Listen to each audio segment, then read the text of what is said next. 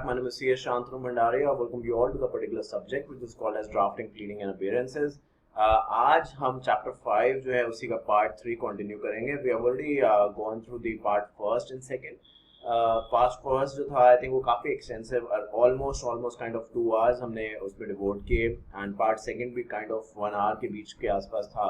Part 3 भी कोशिश करेंगे एक्सटेंसिवली डिस्कस करने की, बिकॉज अब हर क्लास, जैसे कि मैंने आपको प्रीवियस क्लासेस में याद दिलाया, अब हर क्लास ही एक्चुअली थोड़ा बहुत एक्सटेंसिव होगी बिकॉज ऑफ द रीजन कि एक्चुअल ये जो चैप्टर है बहुत ज़्यादा लेंथी है. हम यहाँ पे काफ़ी सारी चीज़ें डिस्कस करेंगे. आपको अगर याद होगा जब हमने ये स्टार्ट किया था लाइक पार्ट 1 में, तो मैंने होल लॉट ऑफ थिंग्स आपको बताई थी जो नहीं भी हैं कहीं भी बट एग्जामिनेशन में आती हैं. ICSI की आदत है. ICSI आप कह दीजिए होता है ना, कुछ लोग आदत से मजबूर होते हैं, तो ICSI वैसा ही कुछ है, आदत से मजबूर है ICSI अपनी. तो वो क्या करता है, जो चीज़ वो कहता है कि भाई पढ़ के मत आओ, आदत से मजबूर की स्पेलिंग में मत जाना कहीं तुम देखो कि ये गलत लिखी है. मैं जनरल बात कह रहा हूँ. तो जो कहता है पढ़ के मत आओ, उससे क्वेश्चन पूछ लेता है, तो जिसके बारे में कुछ नहीं कह रहा वहां से तो आ ही सकता है. तो जो भी क्वेश्चन आज तक एग्जामिनेशन में आए हैं उसको भी मैं काइंड ऑफ इन सब चैप्टर्स में, अलग से तो चैप्टर नहीं बना रहा मैं उसका, ऑलरेडी हमारे अभी से भी जो मेरे दिमाग में जिस तरीके से लाइनअप है, not less than 20 chapters, 20 chapter से कम इस बुक में डेफिनेटली नहीं हो रहे हैं, और कंटेंट सब में एक से एक बढ़ के है, जिससे कि एग्जामिनेशन में आपको कोई दिक्कत ना आए. So moving on with the part 3 of the chapter number 5 which is called as drafting of agreement. आइए इसके बारे में बात करते हैं. और जैसे कि आप जानते हैं as we move along, मैं आपको याद दिलाना चाहता हूँ कि ये जो क्लासेस अभी आप इस समय देख रहे हैं, this provide you the widest module coverage which is not available all over India. And then as I said, हमने इससे पहले as an example आपको दिखा भी दिया कि past questions जो आए हुए हैं स्कैनर्स में, उसका भी डिस्कशन हमने किया है. आपने मुझे अगर अभी कोई डीट भेजी है, सो आई एम श्योर मैंने उसको देख के आपको जवाब दे दिया होगा. दे में be few delays because depend करता है, हो सकता है आपने मुझे बिल्कुल अभी भेजी हो तो अभी नहीं आएगा उसका जवाब. It will take some time. हो सकता है एक आध बार रिमाइंडर कराने की भी जरूरत पड़े, but I am definitely working on that. और मैं कोशिश कर रहा हूँ मैं अपने आप ही जल्दी से जल्दी उन चीज़ों का जवाब दे सकूँ, बिकॉज मैं ऐसा नहीं चाहता करना है कि आपने भेजा और बस मैंने कुछ नहीं देखा और कह दिया कि सही है. अगर मैं देख रहा हूँ, सो आई रियली वांट, अगर कुछ गलत है, जरूर जबरदस्ती भी नहीं है कि कुछ गलत हो सकता है, आपने सही लिखा हो, तो मतलब जो भी पोजीशन है I will be also fair in that, and obviously मैं फेयर ही आपको जवाब उसका दूंगा. तो चलिए अब आगे बात करते हैं. तो इस चैप्टर में हमने कॉन्ट्रैक्ट से इंस्पायर्ड हो गए काफ़ी सारी बातें करी, लाइक अग्रीमेंट, कॉन्ट्रैक्ट्स के बीच में क्या चीज़ें कॉमन है, कैसे एक दूसरे से अलग हैं, कंसिडरेशन का क्या रोल है, नो कंसिडरेशन नो कॉन्ट्रैक्ट जो बात कहते हैं उसकी क्या रिलेवेंस है, देन जो गारंटी है वो कितनी पार्टीज के साथ चलती है, कितने टाइप्स की गारंटी होती है, ऑल दोज थिंग्स जितनी भी बात मैं यहाँ पे आपको कर रहा हूँ, बता रहा हूँ, ये सारी की सारी बात हमने विद एग्जांपल्स यहाँ पे डिस्कस करी है. एजेंसी के बारे में हमने बात करी, एजेंसी की कुछ एसेंशियल्स के बारे में हमने बात करी, और फिर वहीं पे हमने एक टॉपिक के बारे में जो लास्ट क्लास थी वो काइंड ऑफ डिवोट कर दी, जिसका नाम था प्लेज. याद होगा प्लेज की डीड आपको लिखवाई थी मैंने. तो आज इससे पहले मैं डीलरशिप जो कॉन्ट्रैक्ट यहाँ पे लिखा हुआ है इससे स्टार्ट आज मैं करूँ, तो उस प्लेज डीड के बारे में कुछ जनरल सी बात आपसे बताऊंगा कि पॉइंट नंबर 1 में ये लिखा है, 2 में ये लिखा है, 3 में लिखा है. वैसे जो वर्ड्स मैं यहाँ पे यूज कर रहा हूँ, बिकॉज आप ये शायद खुद भी अप्रिशिएट करेंगे, जो वर्ड्स मैं आपको बोल रहा हूँ लिखने के लिए, लाइक जब डीड लिखवा रहा हूँ मैं आपको, तो अपने आप में इतने सिंपल वर्ड्स का यूज किया जा रहा है कि आपको कोई भी दिक्कत किसी भी तरीके से वहां पे आ ही नहीं सकती.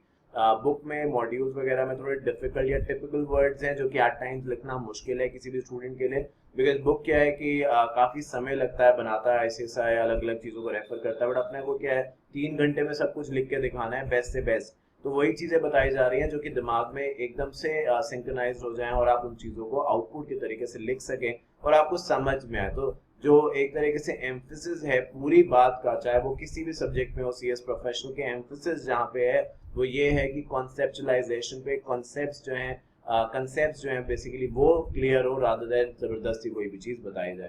तो इन्हीं लाइंस पे, बिकॉज अपनी तरफ से तो मैं हर कोशिश कर रहा हूँ आपको हर चीज़ बताने की, बट अगर इन्हीं लाइंस पे आपको कोई डाउट रहता है किसी तरीके से फॉर्मेट में, अब हम चैप्टर 5 पे आ चुके हैं, फॉर्मेट भी काफ़ी काइंड ऑफ पीछे छूट चुका है, बट फिर भी एज एंड व्हेन जब भी कोई डाउट आए, कोई इसमें अलग से बात नहीं, आप पूछ सकते हैं किसी भी चीज़ का मतलब, किसी भी चीज़ से रिलेटेड कोई भी बात जो आपको लग रहा हो कि सर ये अलाइनमेंट के तौर पे ये पॉइंट पहले क्यों नहीं आएगा, ये पॉइंट बाद में ही क्यों आएगा, anything that you feel like आपको अनकंफर्ट लग रहा है, please let me know, I will be more than happy उसका जवाब देने के लिए. तो चलिए डीलरशिप कॉन्ट्रैक्ट जो है आज हमें वो स्टार्ट करने हैं, बट जैसे कि मैंने कहा प्लेज के बारे में थोड़ी सी हम पहले बात करेंगे, फिर डीलरशिप को हम थोड़ा सा एक दूसरे तरीके से आज डिस्कस करने की कोशिश करेंगे। क्योंकि अभी तक क्या है, जो डीड्स हुई है जनरली वो मैंने बोल दी, आपने लिख ली, बट ये क्या है, ये एक आपको आइडिया देने के लिए बता दिया, फॉर्मेट पहले समझा दिया, फॉर्मेट किस तरीके से कौन सा पॉइंट कहाँ आएगा, ये थोड़ी सी बात आज करी। बट आज हम थोड़ा सा इसको और डिफरेंट तरीके से समझेंगे, वैरायटी ऑफ मीनिंग्स में वैरायटी ऑफ शेड्स देना चाहता हूँ चीजों को, जिससे कि अलग अलग पर्सपेक्टिव से आप चीजों को समझ सकें। बट इससे पहले हम वहां पे पहुंचे, आइए प्लेज के बारे में थोड़ी सी बात करते हैं। तो क्योंकि यहाँ पे वो चीजें नहीं लिखी हुई है, देखिए साफ साफ एग्जाम्पल अगर मैं ये दूं कह के, जो मैं पहले भी मेंशन कर चुका हूँ कि मैं यहाँ पे वो चीजें नहीं लिखता जो मैं अपने आप लिखवाने वाला हूँ, और अपने आप कुल मिला के आई डोंट नो, मैं नंबर्स में भी आप कहें कि सर आपने पहले कुछ और बोला था अभी कुछ और, बट 40+ डीड्स मैं आपको अपने आप लिखवाने वाला हूँ यहाँ पे, जो बुक में नहीं दी है, और या फिर बुक में जो दी है वो काफी डिफिकल्ट है बुक, मतलब आईसीएसआई की बुक, तो वो अलग से है, और जो यहाँ पे लिखी है वो अलग से है। मैक्सिमम डीड प्रैक्टिस का जो कंसेप्ट है उसको हम फॉलो कर रहे हैं। तो पहले आइए प्लेज के बारे में बात करते हैं। मैं आपको समझाता हूँ, अपनी कॉपी में आपने पढ़ लिया होगा नोटबुक में, आई होप आपको बात समझ में आई होगी। अब मैं जनरली उसको बताना स्टार्ट कर देता हूँ, क्योंकि वो यहाँ पे डीड तो नहीं है, क्योंकि वो तो ऑब्वियसली लास्ट क्लास के साथ हो गया सारा, बट फिर भी मेरे पास अपने जो नोट्स हैं उससे मैं आपको बताना स्टार्ट कर देता हूँ, जो भी चीजें वहाँ पे लिखी हैं उनका लिटिल इंटरप्रिटेशन, और फिर उसके बाद फर्दर कुछ और बात करनी स्टार्ट करेंगे। तो सबसे पहले आई थिंक अगर हमने जो जनरल बात वहाँ पे लिखी थी उनमें सबसे पहले यही बात थी, अगर आपको याद हो, दो पार्टीज को हमने इंट्रोड्यूस किया था। तो यहाँ पे मैं जो अब बता रहा हूँ ये कि हमने लास्ट क्लास में जो प्लेज की डीड लिखी थी उसके हाईलाइट्स क्या थे, लाइक लिखवा तो दिया मैंने, बट उसकी एक एक्सप्लेनेशन आपको दे रहा हूँ। तो हमने सबसे पहले पार्टीज को इंट्रोड्यूस किया, जैसे करते हैं कि ए कौन है, बी कौन है, सन ऑफ, डॉटर ऑफ, वो सब चीजें हमने करी जो नॉर्मल अपना फॉर्मेट का पार्ट है। उसके बाद याद होगा मैंने बताया था वेयरएज जब हम लिखेंगे, ये इसको लिखने का या बताने का दूसरी बार ये भी ऑब्जेक्टिव है कि ठीक है पहली बार एक चीज थोड़ा थोड़ा समझ में आएगी, अभी दूसरी बार क्या है वो और अच्छे तरीके से समझ आ सकती है। याद है वेयरएज क्या होता है, ब्रीफ डिस्क्रिप्शन। तो मैंने बताया था कि वेयरएज के यू हैव टू ऑप्शन, एक तो ये कि आप वेयरएज लिखिए, फिर आपको लगता है कि भाई जो वेयरएज है, जो समरी है वो थोड़ा ज्यादा हो रही है, तो आप क्या कर सकते हैं, फिर एक और एंड वेयरएज बना सकते हैं। तो पहला होगा वेयरएज, दूसरा होगा एंड वेयरएज, और फिर आप उसके बारे में लिख सकते हैं। This is the option number 1 जो मैंने बताया था। दूसरा ऑप्शन क्या बोला था कि आप सिर्फ और सिर्फ लिख दीजिए वेयरएज, और क्या है, वेयरएज को ऐसे कॉलन डाल के पॉइंट नंबर 1 लिख सकते हैं, पॉइंट नंबर 2 लिख सकते हैं, पॉइंट नंबर 3, इससे ज्यादा वेयरएज होता नहीं है जनरली। इतना लिखेंगे तो आपको, अगर इस तरीके से लिखेंगे ना वेयरएज के बाद कॉलन लगा के, तो आपको 1 2 3 जो भी पॉइंट है लिखना है, बस 1 और 2 3 और डाल के, फिर दोबारा एंड वेयरएज वगैरह कुछ नहीं लिखना। तो या तो ये ऑप्शन फॉलो करिए कि वेयरएज लिखें, और उसके बाद नेक्स्ट पैराग्राफ में एंड वेयरएज लिखें। अगर दो वेयरएज बना रहे हैं तो, एक ही बना रहे तो बात ही खत्म हो गई। दूसरा ऑप्शन क्या था, ऑप्शन नंबर 2 की सिर्फ आप वेयरएज की एक हेडिंग डाल दीजिए, उसके नीचे उसी के नीचे लाइन में लिखिए पॉइंट नंबर 1 में जो लिखना है, पॉइंट नंबर 2 में जो भी लिखना है, दैट्स इट। पॉइंट नंबर 3 कुछ है तो वो भी आप लिख सकते हैं। तो मतलब एंड वेयरएज लिखने वाला जो कॉन्सेप्ट है वो खत्म हो जाएगा। तो वेयरएज में हमने क्या लिखा था, वेयरएज और एंड वेयरएज बनाए थे प्लेज में। वेयरएज में हमने ये लिखा था कि भाई सामने वाले को दो पार्टी सी ना, याद होगा प्लेज में कौन कौन सी दो पार्टी सी, एक था लेंडर, दूसरा कौन था, बोरोवर। तो हमने यही कहा था कि भाई जो एक तरीके से बोरोवर है पहले वाले वेयरएज में, उसको पैसे की जरूरत है। फिर जो दूसरा वाला वेयरएज था एंड वेयरएज, उसमें कहते हैं कि लेंडर जो है पैसे देने के लिए तैयार है। कुछ मतलब मैं एक जनरल बात आपको बताता जा रहा हूँ। फिर पॉइंट नंबर 1 में हमने बात करी कि कितने पैसे देने और लेने की बात करी जा रही है, यानी जो एक तरीके से लेंडर है वो बोरर को कितने पैसे दे रहा है, ये हमने बात करी थी। क्योंकि जब भी आप प्लेज के बारे में बात कर रहे हैं डेफिनेटली कुछ ना कुछ तो अमाउंट जो होगा ही ना, जो एक तरीके से जो लेंडर है वो बोरर को देगा। साथ साथ पॉइंट नंबर 2 में, तो पॉइंट नंबर 1 में हमने ये बात करी कि भाई लोन का जो अमाउंट है वो कितना है। फिर हमने ये बात करी जो इंटरेस्ट रेट है, क्योंकि जब आप किसी बैंक से लोन लेते हैं, किसी से लोन लेते हैं, आप जानते हैं जितना आप लोन लेते हैं उसके ऊपर आपको एक्स्ट्रा पैसा देना पड़ता है उसको, and that is called as a interest. तो इंटरेस्ट कितने % है ये आपको वहां पे लिखाया गया पॉइंट नंबर 2 के अंदर।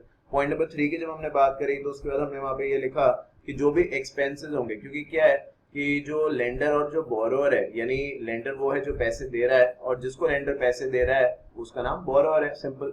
तो बोरोवर को जब पैसे मिल रहे हैं तो ऑब्वियसली ऐसे मान लीजिए कि दो पार्टीज हैं L and B, lender and borrower. Lender तो पैसे बोरोवर को दे रहा है, बट ऐसे नहीं देगा ना लेंडर पैसे। लेंडर क्या बोलेगा बोरोवर को कि बोरोवर मुझे कोई सिक्योरिटी दो, जिससे कि अगर जो बोरोवर है वो ड्यू डेट पे पैसे नहीं दे पाया तो लेंडर क्या करेगा, वो जो सिक्योरिटी बोरोवर ने दी है, बोरोवर ने क्या दिया था, गोल्ड दिया था, उसके बाद गोल्ड पड़ा था, बोरोवर ने गोल्ड लेंडर को दे दिया।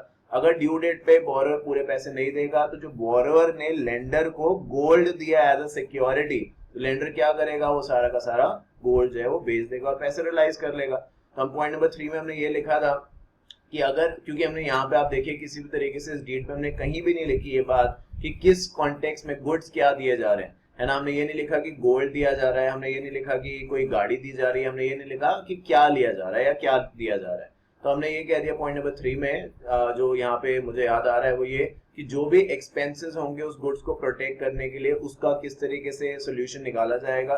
देखिए जब भी हम एक्सपेंस के तौर पे बात करते हैं कि एक्सपेंस कौन बियर करेगा, लेंडर या बोरोवर, तो मैं आपका ध्यान उसी बात पे लेके जाना चाहूंगा जो हमने इससे प्रीवियस चैप्टर में पढ़ी थी।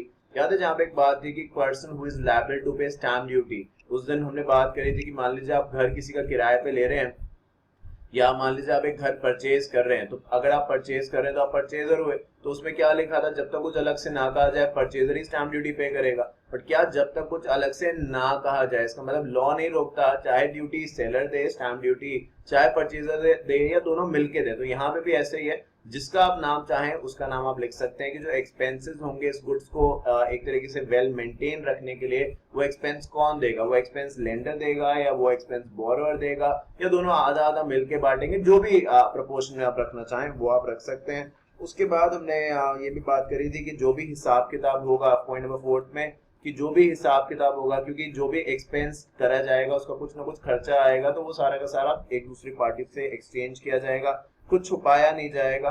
ये सारी की सारी हमने बात करी थी। पॉइंट नंबर 5 में हमने ये लिखा था, जो आई थिंक आपने लिखा है तो आपने खुद पढ़ा भी होगा, कि किसी भी तरीके से अगर जो बोरोअर है, जब उसके पास क्योंकि बोरोअर ने अपना जो सामान है वो लेंडर को सेफ कस्टडी के लिए दिया है, तो ये लेंडर की रिस्पॉन्सिबिलिटी है कि लेंडर जो है उन सारे के सारे सामान का सही से देखभाल करे। और एक तरीके से ठीक है साफ साफ ये कहा जा रहा है कि भाई देखिए एक चीज होती है वॉलेंट्री और एक होता है इनवॉलेंट्री। अब बारिश आ गई, बाढ़ आ गई, नेचुरल कैलेमिटी हो गई, काफी सब लोगों का नुकसान हो गया, उसमें फिर आप ये नहीं कह सकते कि भाई लेंडर ने बोरोअर के गुड्स को सही से टेक केयर नहीं किया, because that is something beyond the control of the lender.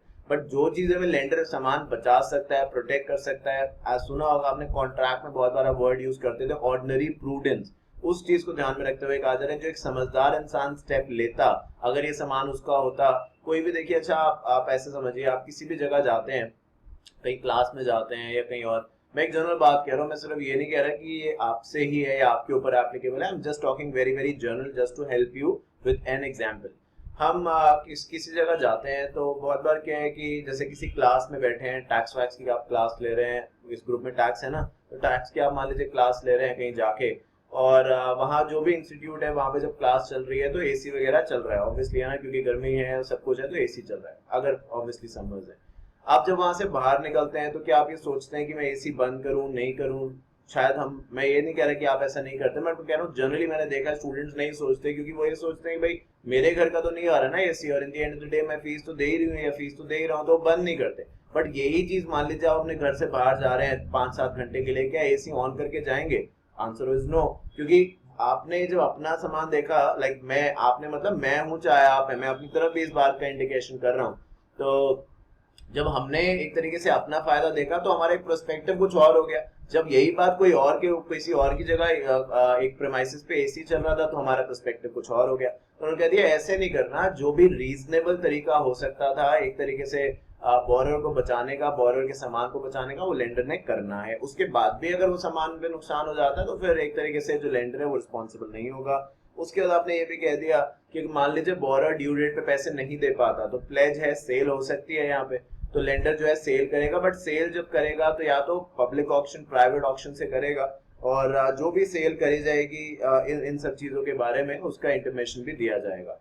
साथ साथ ये भी कह दिया लास्ट के पॉइंट्स में आते हुए कि जब भी कुछ ऐसा डिफॉल्ट की बारी आती है, यानी बोरोअर पे पैसे ले लिए पर नहीं दिए, तो ऐसा नहीं कि लेंडर कर सकता कि ठीक है भाई आज डिफॉल्ट हुआ तो लेंडर कल सामान भेज दे। लेंडर एक रीजनेबल समय देगा। यहाँ पे रीजनेबल समय की डेफिनेशन को 1 महीना या 2 महीना जैसा आप चाहें वो आप लिख सकते हैं, ये आपके ऊपर है। आप देखिए प्रोफेशनल्स तक आ गए और इसके आगे अब आपने सीएस बनना है।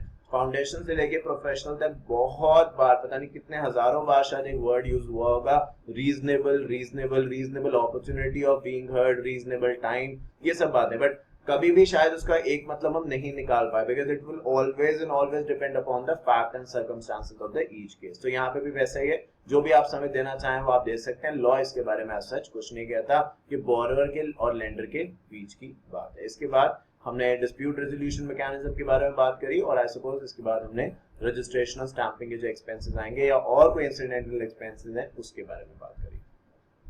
ये जो बात मैंने आपको बताई ऑलमोस्ट 8 से आई थिंक 9 से 10 पॉइंट जो भी इसमें हुए, मैंने एग्जैक्टली गिने नहीं अभी, बट जो भी ये पॉइंट्स हुए हैं ये तब की बात है अगर 8 मार्क्स का क्वेश्चन आए। If it is of 8 marks question you have to write this. अब मान लीजिए यही क्वेश्चन 6 मार्क्स का आता है, तो आप क्या करेंगे, तो आप पहले के जो पॉइंट्स है ना, पहले के पॉइंट्स मतलब क्या, वेयर एज की बात नहीं कर रहा, क्योंकि डीड तो हमें लिखनी ही होगी इन द सेंस कि हमें उसका नॉन ऑपरेटिव पार्ट तो लिखना ही होगा। नॉन ऑपरेटिव में कौन क्या क्या आएगा, डिस्क्रिप्शन आएगा डीड का, पार्टीज का नाम आएगा, डेट एंड प्लेस, वो सब चीजें, रिसाइटल्स आएगा। जहां से ऑपरेटिव पार्ट स्टार्ट होगा ना, इतना डिटेल जो हम ले गए हैं इसको ऑलमोस्ट 9 से 10 पॉइंट्स में, इतना डिटेल नहीं जाएंगे। अगर 6 मार्क्स का आया है तो अगर आप 5 पॉइंट्स भी बना देंगे, जो कि शायद अभी 9 या 10 बने, 5 भी बना देंगे, मोर देन सफिशिएंट होगा। बिकॉज ऑफ द रीजन, खुद ही सोचिए, ऑपरेटिव में आपने 5 बना दिए, इससे पहले आपने नॉन ऑपरेटिव में भी समय लगाया है, और इसके बाद याद है formal part in witness whereof, मतलब ये मतलब अब जब मैं ये मतलब कर रहा हूँ तो ये अब क्लियर होना चाहिए, बिकॉज अभी क्या है कि काफी बार हम बात कर चुके हैं। तो मैं कह रहा हूँ कि 6 मार्क्स का अगर आ रहा है तो पहले हमने एक तरीके से नॉन ऑपरेटिव पार्ट तो लिखना ही पड़ेगा ना, वो तो एस्केप कर नहीं सकते कि डिस्क्रिप्शन लिखें, पार्टीज का नाम लिखें, डेट लिखें, प्लेस लिखें, मतलब भले लिखें कुछ ना उसके अंदर, बट ब्लैंक तो बनाना पड़ेगा ना, फॉर्मेट तो ड्रॉ करना ही पड़ेगा, रिसाइटल्स भी कुछ लिखना ही पड़ेंगे। तो जहां पे हम कुछ किसी भी तरीके से एक तरीके से कट डाउन कर सकते हैं वो हमारा ऑपरेटिव पार्ट है, जहां पे टर्म्स एंड कंडीशंस लिखी हुई हैं, वहां पे आप कट डाउन कर सकते हैं और 5 पॉइंट्स लिख सकते हैं। इसके बाद जो फॉर्मल पार्ट आएगा, देखिए आप उसको भी कट डाउन नहीं कर सकते, क्योंकि उसमें कट डाउन करने के लिए होता ही क्या है, वो ऑलरेडी कट डाउन ही है। याद है इन विटनेस वेयर ऑफ वाली जो लाइन आपको लिखवाई थी वही आपको यहाँ पे लिखनी है, तो उसमें भी आप कुछ काट नहीं सकते, कुछ रिड्यूस नहीं कर सकते। जो आप कर सकते हैं वो ऑपरेटिव पार्ट के अंदर है, तो वहीं पे करना। 6 मार्क्स का अगर ये आए, लाइक 5 से 6 मार्क्स की रेंज में ले रहा हूँ, 5 से 6 मार्क्स का आए तो आपको मैक्सिमम ऑपरेटिव में 5 पॉइंट्स बनाने हैं, ये आपका टारगेट होना चाहिए। मैक्सिमम है ये, मिनिमम अगर आप चाहें नहीं याद आ रहा तो एटलीस्ट 4 तो आपको बनाने ही बनाने हैं, तो आप क्वालिफाई हो जाएंगे। अगर तब की बात मैं कर रहा हूँ, अगर ये 5 से 6 मार्क्स का क्वेश्चन आता है, अगर आप 5 पॉइंट्स बना देते हैं और उसके साथ सब लिख देते हैं विच इज ऑपरेटिव, और ऑब्वियसली इससे पहले नॉन ऑपरेटिव लिखा, फिर ऑपरेटिव में 5 और फॉर्मल में विटनेस वेयर ऑफ लिख दिया, I think that's the end of the story. आपका अगर 5 मार्क्स का क्वेश्चन है तो 4.5 मार्क्स में आपको गारंटी कर रहा हूँ, मैं अभी कॉपी चेक ही कर रहा हूँ। आप में से अभी क्या है, हर बच्चा अपने, हर स्टूडेंट अपने अपने पेज पे इन सबको देख रहा है, क्योंकि कुछ बच्चे जो है वो सारे ग्रुप्स दे रहे हैं, कुछ सिर्फ 2 ग्रुप्स दे रहे हैं, तो कुछ एक ग्रुप दे रहे हैं, depending upon their personal situation and obviously their calibre, जितना जिसके पास टाइम है। पर है क्या कि जब हम इन सब चीजों के बारे में बात करते हैं, जब आप मुझे कॉल करते हैं कोई लेक्चर्स परचेज के बारे में या जनरल क्वेरीज के बारे में, तो एट टाइम्स मैं आपसे कहता हूँ, डिपेंड करता है बात क्या कर रहे हैं, बट एट टाइम्स बात ये निकल ही आती है कि सर मैं इस समय कॉपी चेक कर रहा हूँ। तो ये जब मैं कॉपी चेक कर रहा हूँ तो ये बात भी डेफिनेटली मैं इम्प्लीमेंट कर रहा हूँ, और ये ICSI ने हमें इम्प्लीमेंट करने के लिए कहा भी है। So this is the way how it goes. अगर आप ये मेरी बात सुनेंगे, बिकॉज मैं गलत क्यों बोलूंगा आपसे, there is no reason at all, मैंने तो आपको मार्क्स देने नहीं, ना ही कॉपी हमारे पास किसकी आती है, क्या पता आपकी आ जाए, मुझे क्या पता, but we really don't know, क्योंकि हमें पता नहीं चलता इस बारे में। बट एनीवे, तो ये एक तरीके की बात थी, एक जनरल डिस्कशन था प्लेज के बारे में। उम्मीद करता हूँ जो सारी बात वहां पे हमने लिखी थी आपको समझ में आई होगी। इसके अलावा क्या है कि ये तो मेरा एक आउटलुक है जो सभी के पर्सपेक्टिव को ध्यान में रखते हुए बता दिया। अगर आपको लगता है कि सर आपने वो जो प्लेज की रीड बताई थी उसमें आपने 9-10 पॉइंट तो बता दिए, बट क्या ठीक है, जो आप 9-10 पॉइंट बता दिए वो हमें समझ में आ गए, इट इज ओके, बट मेरा ये दिमाग में आया कि सर ये पॉइंट भी आ सकता है या नहीं आ सकता। अगर ऐसा कोई क्वेश्चन है तो आप पूछ सकते हैं, भले मैं ये नहीं है इस बात का मतलब कि आप मेरा पॉइंट काट के अपना लिखें, because in the end of the day किसी का कॉपीराइट नहीं है किसी पॉइंट पे, चाहे आप मेरा लिखें चाहे अपना पॉइंट्स लिखें, बट वो लेजिमिनेट होना चाहिए, वो एक तरीके से सब्जेक्ट मैटर को सूट करना चाहिए। तो अगर आपके दिमाग में कोई और ऐसा पॉइंट आता है जो आप लिख आपको लगता है कि टॉपिक से रिलेटेड है, लिख सकते हैं कि नहीं, एक बार पूछना चाहते हैं तो आप पूछ भी सकते हैं। मैं आपको ये भी एडवाइस करूंगा, बिकॉज ये छोटी छोटी बातें आपको ध्यान में रखनी होंगी जब आप पेपर ड्राफ्टिंग का लिखने लगेंगे। जब हम अभी कंटेंट में, ये तो नहीं कहता अब हम स्टार्टिंग पे हैं, बट हम ये भी नहीं कह सकते कि मिडिल ऑफ द थिंग्स हैं, और एंड भी नहीं कह सकते, हम स्टार्ट कर चुके हैं, आगे भी काफी निकल चुके हैं। एक समय ऐसे आएगा जब आप रियलाइज करेंगे अभी आई डोंट नो सिचुएशन जब चैप्टर 1 पे क्या थी और आज आई एम श्योर उससे बेटर ही होगी डेफिनेटली, भले 10% ही हो बट उससे बेटर होगी। अब आपको कुछ ना कुछ जरूर समझ में आ रहा होगा। आने वाले दिनों में सिचुएशन ऐसी हो जाएगी कि आप ड्राफ्ट खुद अपने आप करना चाहेंगे। अभी शायद एक मजबूरी लगती है कि कौन लिखे क्या नहीं, हो सकता है ऐसा हो। आने वाले समय के अंदर यू विल लव ड्राफ्टिंग। सबसे अच्छा अगर कोई सब्जेक्ट आपको लगेगा, टैक्स वगैरह वो सब छोड़ के चीजें, वो लगेगा ड्राफ्टिंग, क्योंकि ये आपको इतना अच्छा आ जाएगा, इतना कॉन्फिडेंस बिल्ड हो जाएगा आपके अंदर कि आपको इसके अलावा कुछ नजर आएगा ही नहीं, आप बार बार ड्राफ्ट करना चाहेंगे। तो इससे रिलेटेड मैं एक पॉइंट ऐड करना चाहता हूँ। ये सिचुएशन आएगी, अभी आपको लग रहा होगा कि कैसे ये आएगी सिचुएशन। आप वही पॉइंट्स पे ड्राफ्ट करें एग्जामिनेशन में जिनको क्लोज कर सकते हो, क्योंकि एग्जामिनेशन में हमें कितना समय मिलने वाला है, 3 घंटे मिलने वाले हैं। 3 घंटे के अंदर भी हमें 100 मार्क्स का पेपर करना है, जिसमें डेफिनेटली जो भी हम चीजें लिखेंगे हमें सोचना पड़ेगा। याद है कल हमने बात करी थी प्रीवियस सेशन में, drafting is first thinking and then composing. सोचना फिर लिखना, ये ही ड्राफ्टिंग का एकमात्र ऑब्जेक्टिव है। तो सोचने में समय लगेगा। तो मेरा ये कहना है कि जब आप कोई पॉइंट लिखें उसको इतना एक्सटेंसिवली मत लिखिए कि अब आपको समझ नहीं आ रहा मैं क्लोज इसको कहां पे करूं, बिकॉज पॉइंट की एक लिमिटेशन हमें तय करनी होगी और लिमिटेशन जो तय होगी वो मार्क्स के बेसिस पे होगी। तो ये थोड़ा सा हमें ध्यान रखना पड़ेगा। भले आपके दिमाग में कोई अच्छा पॉइंट है बट वो काफी लंबा है, तो फिर हमें देख लेना है कि उस पॉइंट को हम कवर कर भी पाएंगे नहीं कर पाएंगे, उसके बेसिस पे हमें ये जो एक तरीके से एक्शन है या एक तरीके से जो जजमेंट है वो वहां पे लेना। चलिए अब हम स्टार्ट करते हैं डीलरशिप के बारे में। The different thing that we gonna do for dealership, वो तो सबसे पहले ये कि हम डीलरशिप को पहले समझते हैं कि ये है क्या। अभी तक हमने क्या है याद होगा, बताया था मैंने प्लेज के बीच में हाइपोथ। प्लेज भी कोई ऐसा नहीं था कि बस कह दिया लिखो और आपने लिख लिया। मैंने आई सपोज अच्छी तरीके से मुझे याद है मैंने ये समझाया था कि प्लेज में, हाइपोथिकेशन में और मॉर्गेज में फर्क क्या है, अलॉन्ग विद द एग्जांपल। याद है प्लेज का एग्जांपल क्या है? जल्दी बोलो, प्लेज का एग्जांपल क्या है भाई? प्लेज का एग्जांपल है, कई बच्चे कह रहे हैं, मैसेज कर रहे हैं, कई बच्चों ने कह रहे हैं गोल्ड लोन।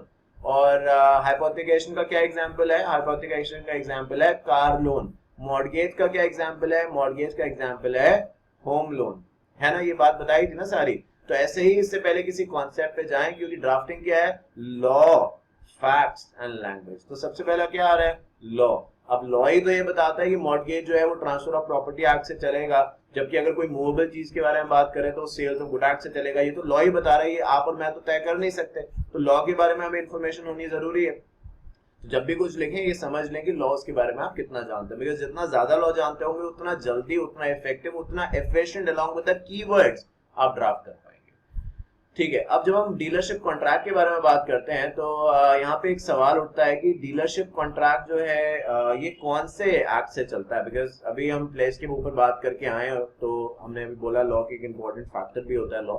तो डीलरशिप किससे चलता है? क्या कोई सेपरेट एक्ट है जो डीलरशिप को गवर्न करता है? आई थिंक इसका आंसर आपके पास भी यही होगा कि सर कोई सेपरेट एक्ट तो नहीं है, बट क्योंकि दो पार्टीज हैं, डीलर बन रही हैं, तो ये और कुछ हो या ना हो कॉन्ट्रैक्ट के प्रोविजंस को फुलफिल यहाँ पे हो ही रहे हैं 1872 के। यानी वही वाली बात, मेजर होना जरूरी है, सॉल्वेंट होना जरूरी है, साउंड माइंड होना जरूरी है, ये चीजें तो डेफिनेटली हमें फुलफिल करनी ही पड़ेंगी। तो this is how it goes, there is no specific act for dealership. और इसी को ध्यान में रखते हुए आइए हम कुछ यहाँ पे पहले पॉइंट्स बनाते हैं अपने आप, हम उसको बाद में पढ़ेंगे। देखिए मैं जो अच्छी चीज आपके लिए करने वाला हूँ, जो यहाँ पे लिखे हुए हैं ना, ये भी आइडियाज यहाँ पे दे रखा है कि भाई क्या क्या हम लिख सकते हैं, पर हम क्या करते हैं थोड़ा अपने आप भी करने की कोशिश करते हैं, इसको थोड़ा सोचते हैं कि भाई हम यहाँ पे क्या लिख सकते हैं। बिकॉज एग्जाम में क्या है, मैंने तो लिखना नहीं है, आपने लिखना है। तो मैं आपको ये भी तरीका बताऊंगा how to think about it. Because लिखवा देना एक स्टार्टिंग थी कि ठीक है हमने लिख लिया तो this is the way how it goes. Initially कहता है कि सोचो, तो मुश्किल होती है कि हम सर कहाँ से स्टार्ट करें। आज क्या है, एटलीस्ट हमारे पास कुछ तो एक पर्सपेक्टिव मिल गया ना कि क्या चीजें कहाँ पे किस तरीके से आती हैं, थोड़ा बहुत तो मिल गया। आने वाले दिनों में वो और ज्यादा एक तरीके से पक्का होता जाएगा, स्ट्रांग होता जाएगा। तो आइए सबसे पहले हम ये बात करते हैं कि डीलरशिप में हम लिख क्या सकते हैं, उसके बाद जो बुक में लिखा हुआ है फॉर श्योर उसको भी पढ़ेंगे। तो हम यहाँ पे बात कर रहे हैं डीलरशिप के बारे में, और उसके अंदर जो सबसे पहली चीज हमें ध्यान रखनी है, अगर मैं उसकी हेडिंग डाल दूं यहाँ पे, और सबसे पहली जो चीज उसके अंदर हमें ध्यान में रखनी है वो ये कि दो पार्टीज होंगी तभी तो कोई डीलरशिप लेगा और डीलरशिप देगा। ठीक है, तो दो पार्टीज होंगी और सो डीलरशिप, ठीक है, दो पार्टीज होंगी। और अब ये एक बात मैंने आपसे लास्ट क्लास में करी थी। अभी तक हम क्या दो पार्टीज को क्या कर रहे थे, ए और बी, यानी इंडिविजुअल मान रहे थे इस केस में आप देखेंगे, मैंने आपको बताया था जैसे जैसे आगे जाते जाएंगे will have a variety of things. तो यहाँ पे आप देखिए, यहाँ पे एक कंपनी आ गई है, कंपनीज आ गई है। एक पार्टी जो है वो कंपनी है, और जो दूसरी पार्टी है जिसको डीलरशिप दी जा रही है वो एक तरीके से पार्टनरशिप फर्म है। तो ये एकदम अलग हो गया। अभी क्या, पहले तो हम क्या कर रहे थे, इंडिविजुअल ले रहे थे। अब जब इंडिविजुअल ले रहे थे तो क्या लिख रहे थे, ए, फिर क्या, सन ऑफ, रेजिडेंस ऑफ, याद है, एजेड, ऑक्यूपेशन, ऐसी चीजें लिख रहे थे। अब जब कंपनी है, उसी समय मैंने बताया था, तो कंपनी में सन ऑफ नहीं आ सकता, कंपनी में रेजिडेंस ऑफ नहीं आ सकता, रजिस्टर्ड ऑफिस होगा, कंपनी में एजेड नहीं आ सकता, कंपनी में ऑक्यूपेशन नहीं आ सकता, है कि नहीं। और यही चीज पार्टनरशिप में भी है, पार्टनरशिप में भी सन ऑफ नहीं आ सकता, पार्टनरशिप में भी रेजिडेंट ऑफ नहीं आ सकता, पार्टनरशिप में भी एजेड ऑफ नहीं आ सकता, पार्टनरशिप में भी ऑक्यूपेशन नहीं आ सकता। ऑक्यूपेशन मतलब मेन बिजनेस आ सकता है। ऑक्यूपेशन का यहाँ जो एरिया था, जो कंसर्न मतलब था, वो ये कि इंडिविजुअल क्या काम करता है, तो हम पार्टनरशिप के तौर पे मेन बिजनेस एक्टिविटी लिखेंगे रादर देन ऑक्यूपेशन। तो थोड़ी सी चीजें बदल जाएंगी। और मेरा ये सजेशन होगा आपको, अगर एग्जामिनर ने क्वेश्चन में, फिर से वही वाली बात, फैक्ट्स वाली बात, एग्जामिनर ने क्वेश्चन में अलग से कुछ नहीं कहा है, so it is always advisable और I think scoring as well कि आप इंडिविजुअल्स को यूज करिए। मतलब कुछ नहीं कहा है, so let's keep it simple, let's take a party A और दूसरी पार्टी का नाम है बी, क्योंकि उससे क्या होगा, ये सब चीजें बड़ी इजी हो जाएंगी, सन ऑफ, रेजिडेंट ऑफ, क्योंकि ये बड़ा इजी है एज कम्पेयर टू कंपनी में। अभी वो भी लिख के दिखाऊंगा आपको। तो son of, resident of, then you have age, and then you have occupation. ठीक है, तो ये लिखते आप सिंपल वर्ड्स में लिख सकते हैं। जबकि कंपनी में, जैसे कि मैंने बताया, फॉर द बेसिक रीजंस जो इसके पीछे है वो भी समझाया आपको, ये सब कंपनीज में नहीं आ सकता, इट विल वर्क डिफरेंटली। तो पहले हमें ये तय करना होगा कि डीलरशिप हम किसके बीच में कर रहे हैं। क्या दो इंडिविजुअल्स हैं जिसमें एक इंडिविजुअल डीलरशिप अपनी दे रहा है और दूसरा एक इंडिविजुअल है जो डीलरशिप एक्सेप्ट कर रहा है, या ऐसे कि कंपनी जो है वो डीलरशिप दे रही है और कंपनी किसको डीलरशिप दे रही है, क्या कंपनी इंडिविजुअल को डीलरशिप दे रही है, या कंपनी दूसरी कंपनी को डीलरशिप दे रही है, या कंपनी जो है, जैसे कि अभी हमारी बुक में लिखा हुआ है, कंपनी एक पार्टनरशिप फर्म को डीलरशिप दे रही है। ये हमें तय करना होगा, उसके बेसिस पे ही जो होगी वो सारी बात करी जाएगी। फिलहाल यहाँ पे जो बुक में दिया हुआ है वो ये दिया हुआ है, उसी के बेसिस पे मैं बात भी करूंगा। कंपनी एंड पार्टनरशिप, यानी कंपनी डीलरशिप दे रही है और जिसको डीलरशिप दे रही है वो एक पार्टनरशिप है।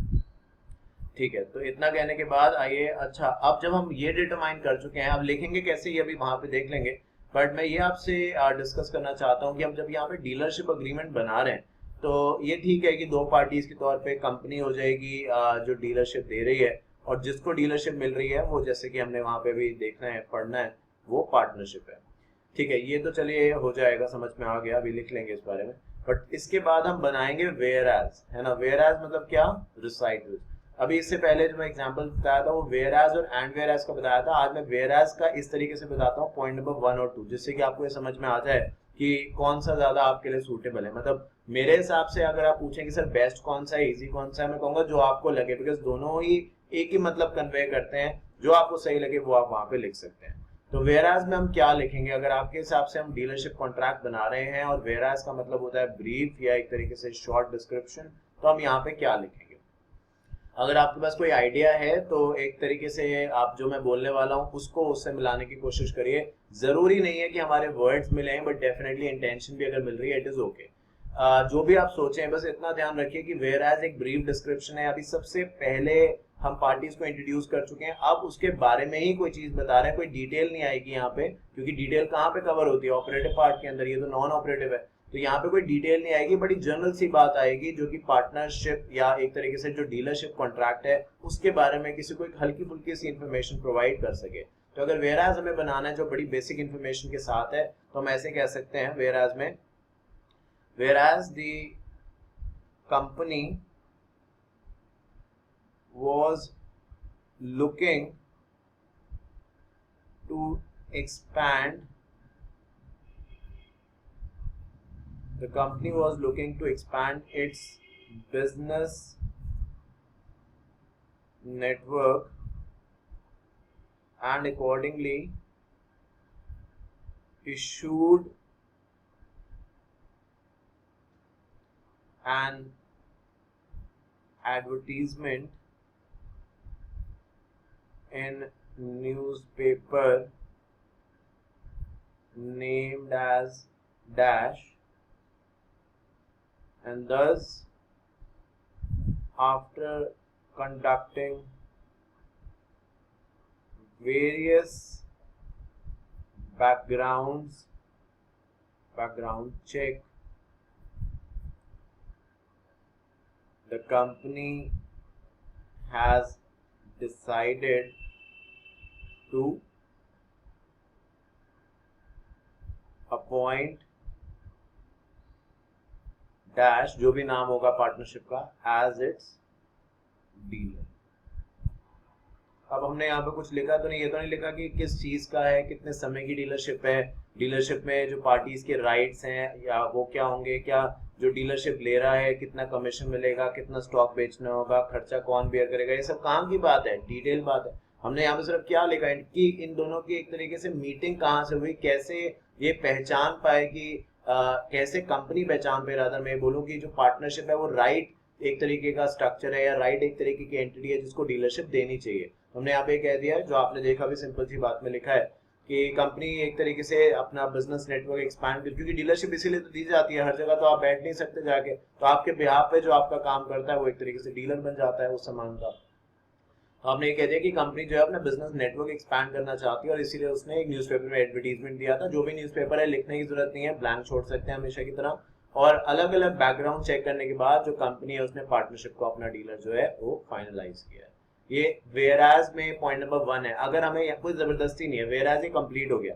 अगर आपको चाहिए कि सर 2 वेयरएज कब बनाते हैं उसका भी थोड़ा सा एग्जांपल दे देते, तो चलिए, आपकी बात में मना तो करता नहीं कभी, तो मैं उसका भी एग्जांपल आपको दे देता हूँ।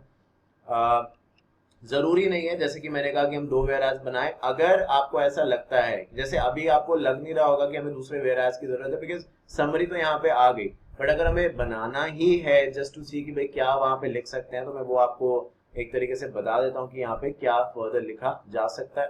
तो लिखेंगे हम लोग ऊपर जो हमने लिखा है यहाँ पे, this is the point number 1 whereas का, तो इसलिए मैंने यहाँ पे पॉइंट नंबर 2 डाल दिया। लाइन नहीं आएगी बीच में, देखिए मैं हर छोटी चीज का भी ध्यान रखता हूँ जिससे कि स्टूडेंट को कंफ्यूजन ना हो। तो पॉइंट नंबर 1 ये है, पॉइंट नंबर 2 ये है, ऑब्वियसली एरो भी बनाया गया है। अब हमें दूसरा वेयरएज लिखना है तो हम यहाँ पे लिख रहे हैं, बाकी एक वेयरएज से भी अपना काम चल रहा है जो आप देख रहे हैं यहाँ पे, ठीक है। अब यहाँ पे मैं सेकंड वेयरएज कुछ लिखना है तो ऐसे लिख सकते हैं, और जो ये आप यहाँ पे देख रहे हैं ना, ये अपनी जो बुक है उससे अलग है। सो एक तरीके से वैरायटी ऑफ चीजें आपको दिखा रहा हूँ, ये मेरी अपनी इंटरप्रिटेशन है जो मैं यहाँ पे दिखा रहा हूँ, जो बुक में है वो एक बुकिश लैंग्वेज की इंटरप्रिटेशन है, दोनों से ही कंपैरिजन अभी हम करेंगे। तो सेकंड वेयरएज जो हमें लिखना है वो ये, the partnership has considerable experience in field of dash and thus both the parties have mutually agreed on below terms and conditions। Simple, कुछ इसमें क्या लिखा है, पॉइंट सेकंड में, the partnership has considerable experience in the field of dash, जिसके बारे में भी डीलरशिप दी जा रही है, एंड दस both the parties have mutually agreed on the below terms and condition. बस बना दिया।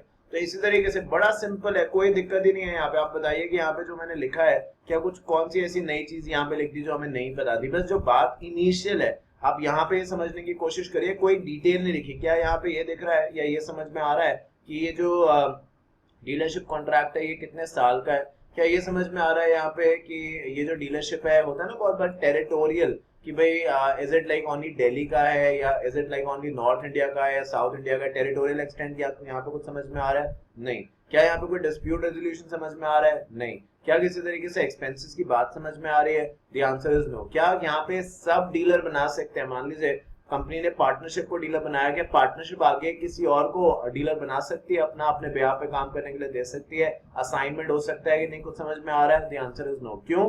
क्योंकि ये ब्रीफ है, जनरल बात है। डिटेल जब जाएंगे तो जितनी बात मैंने अभी अभी बोली ना वो सारी डिटेल के तौर पे हम लोग लिखने वाले हैं। आइए एक बार वहां पे देखते हैं कि डीलरशिप में हमने जो वेयरएज लिखा है तो वहां पे क्या बात करी है। तो लिखा है कि वेयरएज द कंपनी, पहले मैं वेयरएज पे आ रहा हूँ फिर ये बात भी करूंगा। The company is manufacturing dash, the company, अब यहाँ पे इन्होंने क्या फॉलो किया, वेयर एज और एंड वेयर एज, तो मैंने आपको दिखा दिया, या तो ये फॉर्मेट भी आप कर सकते हैं या डायरेक्टली सिर्फ वेयर एज लिखें लेफ्ट पे, जैसे यहाँ पे इन्होंने लिखा है वेयर एज आप लिखें और कोलन के बाद 1 2 आप अपना लिख सकते हैं। The company, after having considered the proposal of the firm, has agreed to appoint the firm as a dealer on the terms and conditions mentioned in the agreement. वही बात लिखी है कि नहीं लिखी, बस एक तरीके से वर्ड्स मैंने जो लिखे, क्योंकि मैंने देख के नहीं लिखा तो अपने वर्ड्स में लिख दिया, उन्होंने एक तरीके से बुकिश लैंग्वेज में बड़ा नाप तोल करके वर्ड्स लिखे। तो यही बस फर्क है, इंटेंशन दोनों की ही एक जैसी है, जो मैंने कुछ देर पहले भी कहा कि वर्ड्स बहुत मैटर नहीं करते, इंटेंशन पता चल जाएगी जो आपने लिखा है कि उससे सेम है या फिर डिफरेंट है। अच्छा, अब यहाँ पे इससे पहले हम कुछ डिटेल में बात करें, यहाँ पे लिखा है this agreement is made eight, ये आपको समझ में आ गया, जगह का नाम आ जाएगा, on the 5th day of June 2020 between. अब बिटवीन के बाद देखें यहाँ पे यूजुअली हम क्या लिखते थे, a son of resident of, but यहाँ पे हम क्या लेके चल रहे हैं कि जो डीलरशिप दे रही है वो कंपनी और जिसको डीलरशिप मिल रही है वो एक पार्टनरशिप फर्म है। तो बिटवीन क्या, बिटवीन यहाँ पे लिखा है कि डैश अ कंपनी, अब यहाँ पे आप कंपनी का नाम डाल सकते हैं, XYZ limited, XYZ private limited, अगर क्वेश्चन में दिया है, नहीं दिया है तो जैसे हम बाकी जगह ब्लैंक छोड़ते हैं, यहाँ पे भी हमें ब्लैंक छोड़ देना, कुछ लिखने की जरूरत नहीं है। Company incorporated under the companies act, अब आपकी मर्जी है आप 1956 लिखें, क्योंकि ऐसा नहीं है कि 2013 का जो एक्ट आ गया है उसके आने के बाद 1956 वाली कंपनीज बंद हो गई है, वो चल रही है अपना, तो 1956 से इनकॉर्पोरेटेड है तो वो 2013 से इनकॉर्पोरेटेड है तो वो आप लिख सकते हैं। हैविंग इट्स रजिस्टर्ड ऑफिस, अब यहाँ पे कोई भी गलती ना करना कि कंपनी के कॉन्टेक्स्ट में RO ये नहीं लिखना, आप ये भी कह सकते हैं कि सर जैसे इंडिविजुअल के केस में RO लिख रहे हैं तो वहां पे तो रेजिडेंट ऑफ मतलब निकाला जा रहा है, तो कंपनी के केस में भी RO लिख दें तो ये भी तो रजिस्टर्ड ऑफिस ही हो सकता है, तो आंसर इज नो। एक देखिए एक सेट पैरामीटर, एक सेट फॉर्मेट है, तो कंपनी के केस में अगर आप कुछ भी लिख रहे हैं और ऑफिस के बारे में बात हो रही है तो आप रजिस्टर्ड ऑफिस ही लिखेंगे, ये इसी तरीके से पूरा आएगा रादर देन किसी तरीके की शॉर्ट फॉर्म।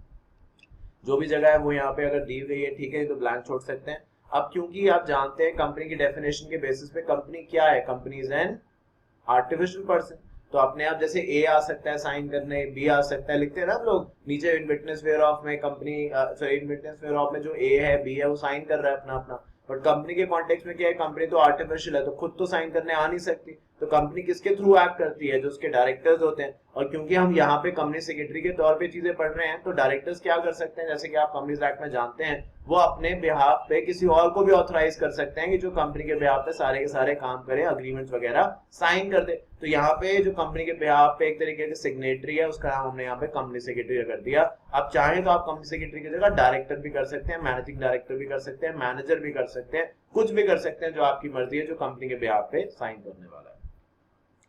सो लिखा है कि through dash through its company secretary herein called as the company which expression, अच्छा अब याद होगा आपको मैंने लास्ट क्लास में आपको एक वर्ड पूरी लाइन लिखवाई थी और इवन उसके बारे में बताया भी था, याद है, the expression vendor and Wendy wherever they occur include their legal representative, heir, successor, assigns, ये बोला था ना, सारा का सारा पेज पलट के देखो लिखा होगा सारा, लास्ट डीट में भी बुक में लिखा नहीं था बट मुझे लगा कि आप गलत ना समझ लो मतलब, इसलिए फिर मैंने कह दिया था कि देखो रिसाइटल्स के ऊपर आएगा, कुछ याद है ऐसी बात जो हमने करी थी, तो ऐसे ही यहाँ पे भी लिखा हुआ है the expression shall include their representative. अब यहाँ पे क्वेश्चन आता है कि यहाँ पे सक्सेसर नहीं दे रखा, यहाँ पे लीगल रिप्रेजेंटेटिव नहीं दे रखा, यहाँ पे असाइंस नहीं दे रखा, तो कोई ये इंडिविजुअल नहीं है ना, इंडिविजुअल के केस में लीगल रिप्रेजेंटेटिव क्या होता है, लीगल रिप्रेजेंटेटिव मतलब जो आपके बिहाफ पे आपको लीगली रिप्रेजेंट करे, कंपनी तो एग्जिस्टेंस में है ही नहीं, company is not a natural person जिसको किसी लीगल रिप्रेजेंटेटिव की जरूरत हो, कंपनी का अगर कुछ इसमें से हो सकता है that is only and only representative, तो आपको ये याद रखना है, मैं अभी लिख के भी दिखा देता हूँ आपको जो मैं बात कह रहा हूँ, ऑल्दो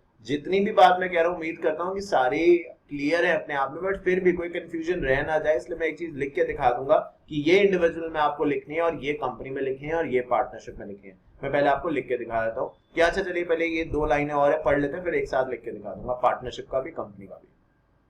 तो कंपनी जहां पे आएगी आप लिखेंगे here in called as a company, expression shall include their representative, बस इतना ही।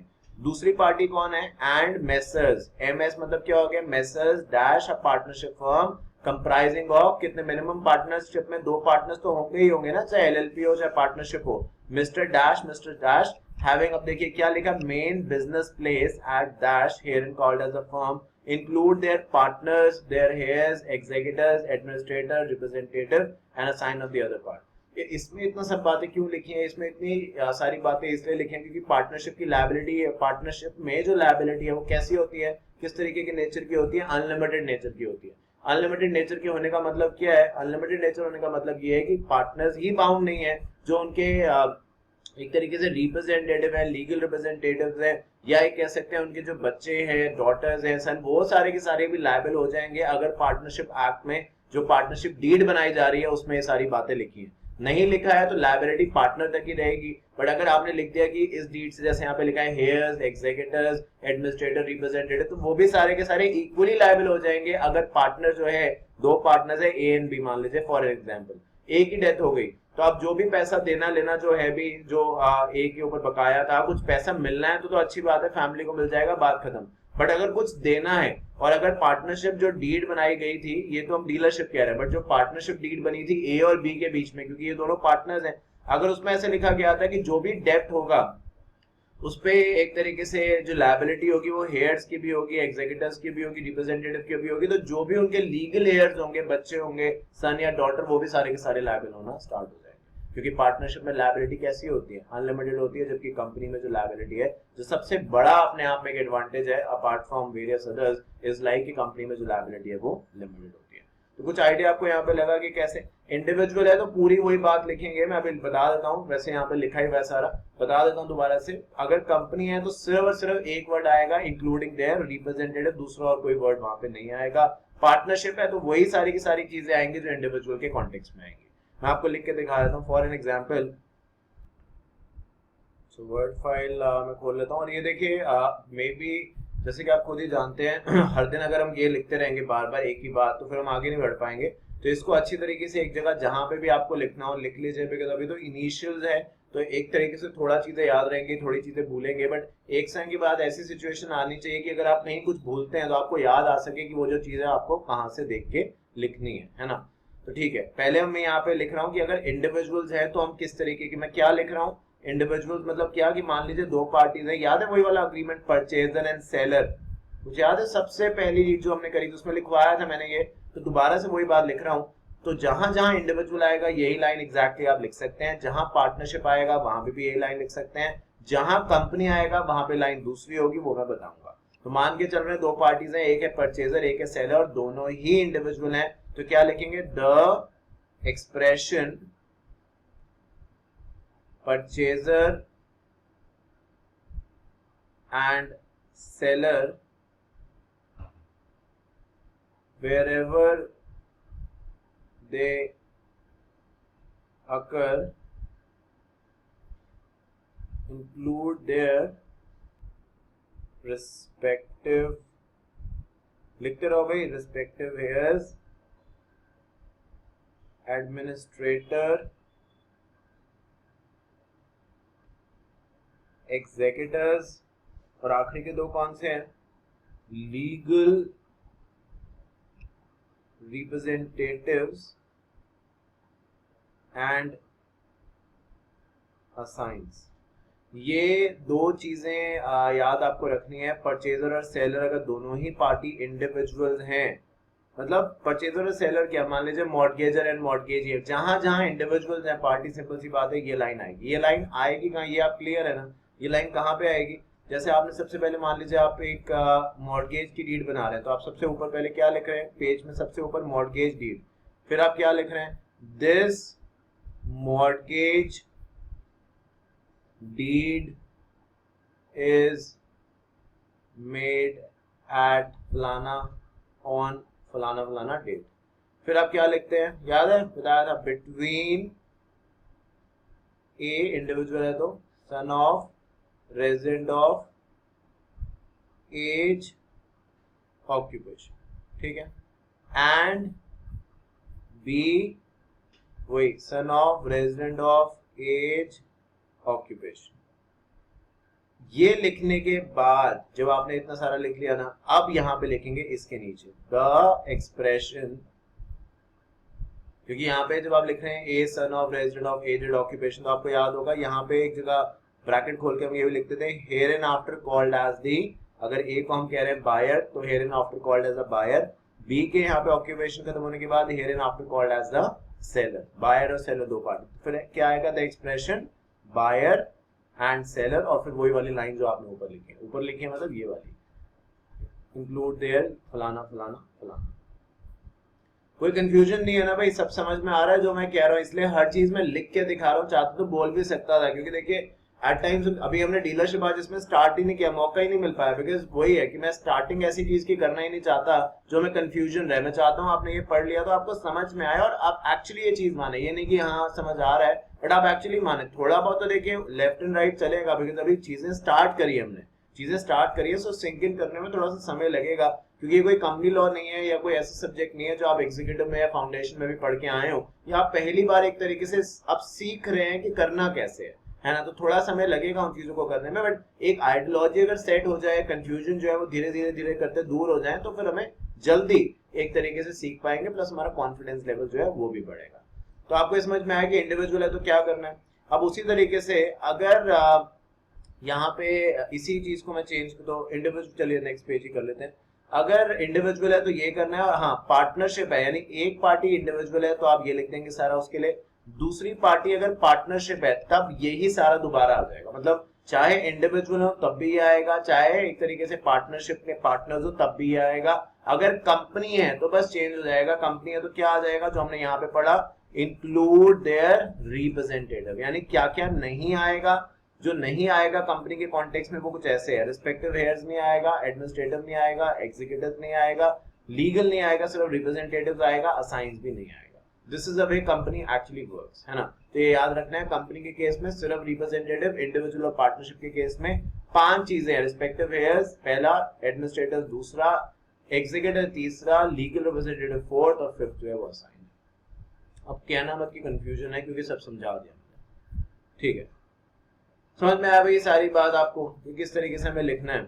तो ये लिखने के बाद रिसाइटर्स में बात कर ही चुके हैं। अच्छा, अब अगर हम इससे पहले यहाँ के पर्सपेक्टिव के बेसिस पे समझें जो इन्होंने यहाँ पे टर्म्स एंड कंडीशन ली है, मैं आपसे जनरल डिस्कशन करना चाहता हूँ कि मान लीजिए हम डीलरशिप कॉन्ट्रैक्ट लिख रहे हैं, आपसे कहा जा रहा है कि एक डीलरशिप कॉन्ट्रैक्ट बनाइए, तो एक तौर पे आप क्या क्या चीजों का ध्यान रखेंगे डीलरशिप कॉन्ट्रैक्ट बनाते हुए, मतलब क्या क्या आपके हिसाब से terms and condition dealership contract की हो सकती है, क्या क्या terms and condition dealership contract की हो सकती है। ठीक है, अगर हमें इसको स्टार्ट करना है तो सबसे पहले हम ये लिख सकते हैं कि डीलरशिप कॉन्ट्रैक्ट का जो टाइम होगा, यानी कितने साल के लिए, 1 साल के लिए, 2 साल के लिए, फिर ये होता है ना कि भाई पहले हम 1 साल के लिए स्टार्ट कर रहे हैं, फिर अगर सब सही रहा तो इसको रिन्यू कर देंगे अगले 1 साल के लिए, तो ऐसा कुछ तो हम पहले लिखेंगे टाइम क्या है, टाइम कह सकते हैं या ड्यूरेशन कह सकते हैं, जो आपको सही लगे, ड्यूरेशन कितना है इस कॉन्ट्रैक्ट का। फिर आप ये लिख सकते हैं कि जो टेरिटोरियल एरिया है, टेरिटोरियल एरिया बोले तो क्या, टेरिटोरियल मतलब कहाँ तक आप सामान बेच पाएंगे यहाँ पे, मतलब ये जैसे हम अपने एग्जांपल में देख रहे हैं कि कंपनी ने पार्टनरशिप को डीलरशिप दी है, तो क्या पार्टनरशिप को ऑल ओवर इंडिया की डीलरशिप दी है, क्योंकि ऑल ओवर द वर्ल्ड तो नहीं हो सकता, वो कुछ ज्यादा हो जाएगा, तो ऑल ओवर इंडिया की डीलरशिप दी है, या सिर्फ नॉर्थ ऑफ द इंडिया की दी है, या सिर्फ साउथ की दी है, या वेस्ट की दी है, या ईस्ट की दी है, या इनमें से 2 की दी है, 3 की दी है, या 1 की दी है, जो भी कुछ है वो टेरिटोरियल एरिया में आ सकता है। ठीक है, उसके बाद जब डीलर काम कर रहा है तो नॉर्मल सी बात है वो कुछ कमीशन भी लेगा, है ना। अब कमीशन जो है वो परसेंटेज ऑफ सेल्स पे जनरली डिटरमाइन होगा कि कितने की वो सेल्स कर रहा है, उसका 5% ऑफ द कमीशन उसको मिल सकता है। एज एन ऑब्वियसली कुछ ना कुछ तो चाहेगा ना फायदा हो, क्योंकि डीलरशिप वो आपकी ले रहा है, आपका सामान बेचेगा, पब्लिसिटी आपकी करेगा, तो फायदा तो उसका भी होना चाहिए, टाइम लगा रहा है, एफर्ट्स लगा रहा है, मेहनत कर रहा है। फिर उसके बाद ये है कि मान लीजिए एडवर्टीजमेंट आता है, एडवर्टीजमेंट करते हैं तो एडवर्टीजमेंट का जो खर्चा है वो कौन बेयर करेगा, वो कंपनी बेयर करेगी या पार्टनरशिप बेयर करेगा, या एक तरीके से ये दोनों ही बेयर करेंगे 50-50। तो हम कहते हैं भाई 50-50 एक्सपेंसेस, मतलब ये कि न्यूज़पेपर में ऐड देना है, रेडियो में ऐड देना है इस प्रोडक्ट के बारे में, तो जो भी खर्चा आएगा 50-50 दोनों बेयर करेंगे। चाहे तो 100 भी एक पार्टी पे डाल सकते हैं, या आपकी खुद की मर्जी है, इसमें कोई आपको रोक नहीं रहा। और क्या हो सकता है डीलरशिप में, आप हो सकता है सोच रहे हो कि सर सामान क्या बेचेंगे, वो तो हम वेयरहाउस में लिख चुके हैं ना कि भाई इतना एक्सपीरियंस है फलाना फलाना एरिया में, तो वहां पे कहीं ना कहीं कवर हो चुका है। और सोचिए आपके हिसाब से और क्या हो सकता है डीलरशिप कॉन्ट्रैक्ट में, क्योंकि अभी क्या 4 पॉइंट्स मैंने लिख दिए, अब बहुत ही जल्दी मैं 2-3 और पॉइंट्स लिखूंगा, ये खत्म हो जाएगा। तो पर मैं चाहता हूँ कि आप भी इस बारे में सोचें और अपना एक तरीके से थॉट प्रोसेस को स्टार्ट करें इस डायरेक्शन में कि डीलरशिप के लिए और क्या क्या हो सकता है, कुछ जो आपके दिमाग में आ रहा हो डीलरशिप को लेके। ठीक है, तो मैं एक पॉइंट लिखता हूँ, हो सकता है आप भी यही सोच रहे हो। तो ये हो सकता है क्रेडिट टर्म्स। क्रेडिट टर्म्स मतलब क्या, कि जो एक तरीके से कंपनी है और पार्टनरशिप है। तो कंपनी कौन है, जिसने डीलरशिप दी है, पार्टनरशिप वो है जिसको डीलरशिप मिली है। तो अगर पार्टनरशिप जो है वो एक तरीके से कोई ऑर्डर प्लेस करती है कंपनी में, तो कंपनी वो सामान पार्टनरशिप को सप्लाई करेगी क्रेडिट पे और 15 डेज का क्रेडिट देगी, यानी पार्टनरशिप को 15 दिनों के अंदर वो कंपनी का जो सामान था उसके पैसे देने होंगे। अगर कंपनी जो है उसको 15 दिन के अंदर पैसे मिल जाते हैं, यानी पार्टनरशिप जो फर्म है 15 दिन के अंदर पैसे कंपनी को दे देती है, इट इज ओके। अगर नहीं देती तो कंपनी क्या करेगी, पार्टनरशिप फर्म से 15 दिनों के बाद इंटरेस्ट चार्ज करना शुरू कर देगी। समझ रहे हैं मेरी बात भाई? आपने किसी को कोई सामान दिया, कंपनी ने पार्टनरशिप को सामान दिया लेट्स से 1000 रुपीज का, ये क्रेडिट पे दे दिया कि ठीक है पार्टनरशिप फर्म को कैश देने की जरूरत नहीं है, पहले सामान दे दिया, पार्टनरशिप को कहा जा रहा है बेच लो और उसके बाद हमें वापस कर देना। इसके लिए 15 दिन का समय दिया जा रहा है, यानी क्रेडिट पीरियड जो पार्टनरशिप को दिया जा रहा है दैट इज ऑफ 15 डेज। 15 दिनों के बाद भी अगर पार्टनरशिप फर्म ये पैसा नहीं दे पाई जो उसने लिया था 1000 रुपए का सामान, तो फिर पार्टनरशिप फर्म को 1000 रुपए के साथ साथ 1000 तो देना ही देना है, 1000 के साथ साथ अलग से इंटरेस्ट कंपोनेंट भी देना होगा। तो हम लिख सकते हैं क्रेडिट टर्म, यानी कितने समय का जो क्रेडिट है वो दिया जाएगा। अच्छा, अब यहाँ पे ये भी हो सकता है जो और बात लिखी जा सकती है इसके अलावा, बिकॉज हम जनरली कोशिश करेंगे, देखिए जनरली जो डीड आती है एग्जामिनेशन में बहुत ज्यादा अगर आ गई तो 8 से 10 मार्क्स, 10 भी कम ही होता है, 8 तक की ही जनरली देखी जाती है कि जो आती है। तो मैं उसी पर्सपेक्टिव से आपको बता रहा हूँ कि अगर इतनी आ जाए तो आप क्या लिखेंगे। मार्क्स अगर 8 से 6 हो जाए, 5 हो जाए, मैं ऊपर बता चुका हूँ कि कैसे आपको कंटेंट जो है वो रिड्यूस कर देना है। जैसे कि मार्क्स रिड्यूस होंगे वैसे हमारा लिखने का कंटेंट रिड्यूस होगा, क्योंकि हमें समय कम लगाना होगा उस चीज पे। जब हम पॉइंट नंबर 6 लिख रहे हैं डीलरशिप के बारे में, तो हम यहाँ पे ये लिख सकते हैं जो आपको मैंने पहले भी आपसे बात करी थी और बड़ी नॉर्मल सी जो बात है वो ये